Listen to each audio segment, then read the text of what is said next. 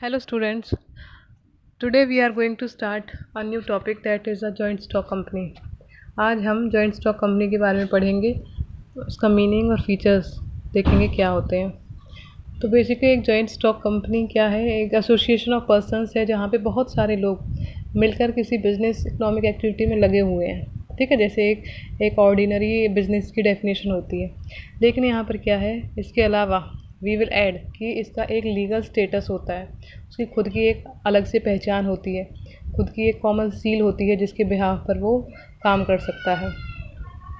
So a company is an association of persons formed for carrying out business activities and has a legal status independent of its members. ठीक है, तो इसका company का खुद का एक इंडिपेंडेंट स्टेटस होता है, अलग से खुद की एक पहचान होती है। ये एक आर्टिफिशियल पर्सन होता है बेटा, क्योंकि ये हमारी तरह बोल नहीं सकता, बात नहीं कर सकता, सांस नहीं ले सकता, चल फिर नहीं सकता, इसलिए आर्टिफिशियल है।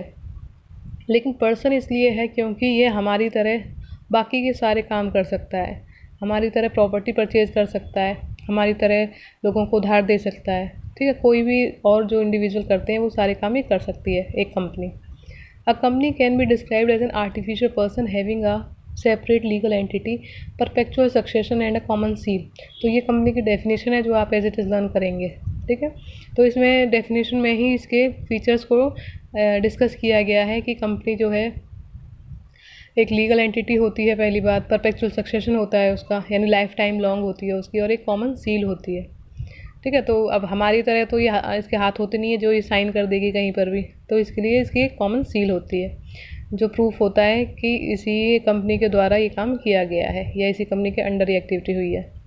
The company form of organization is governed by the companies act 2013 as per section 2 subsection 20 of Act 2013. A company means company incorporated under this act or any other previous company law.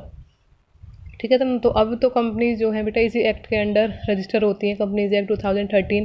लेकिन इससे पहले जो अब हमारा main act companies का है, that is companies act 1956, उसके under सारे रजिस्ट्रेशन होते थे, या उससे पहले भी बहुत सारे एक्ट थे जिसके अंडर रजिस्ट्रेशन होते थे।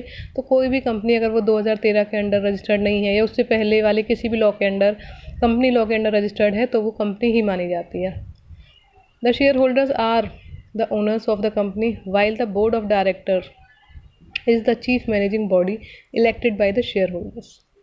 तो कंपनी की जो कैपिटल होती है ना बेटा, वो टोटल कैपिटल जो है वो छोटे छोटे शेयर्स में डिस्ट्रीब्यूटेड रहती है।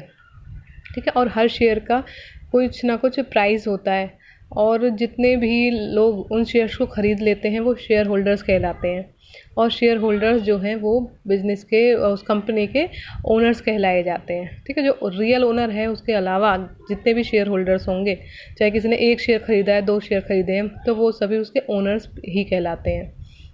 तो कंपनी के ओनर्स के अलावा बोर्ड ऑफ डायरेक्टर्स होते हैं जो कि मतलब सारा काम मैनेज कंट्रोल करते हैं बिजनेस इस कंपनी से related. Usually the owners exercise and indirect control over the business. तो ओनर्स तो ऐसे हैं कि एक कंपनी के ओनर्स जो पूरे कंट्री में स्प्रेड हैं, तो वो हर काम में इंटरफेयर नहीं कर सकते हैं, तो उनके बिहाफ पर हमारे बोर्ड ऑफ डायरेक्टर्स जो होते हैं, मैनेजिंग बॉडी जो होती है, वो सभी एक्टिविटीज़ को हैंडल करती है। The capital of the company is divided into smaller parts called the shares, which can be transferred freely from one shareholder to another person except in a private company.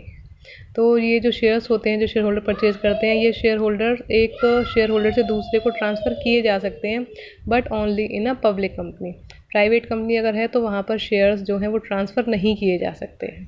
तो ये हमने meaning cover किया है। अब आगे हम देखेंगे features के बारे में।